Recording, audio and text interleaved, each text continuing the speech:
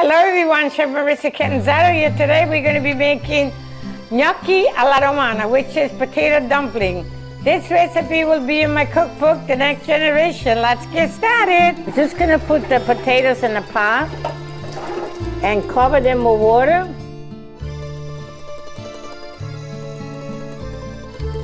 And now we're going to begin to make the gnocchi.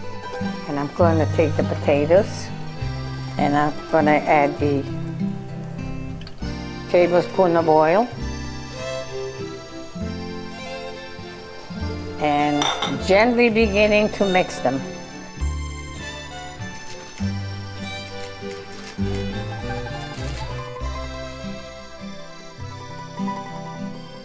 Here's our final product. Thank you for watching. Stay tuned for my next recipe and bon appetit.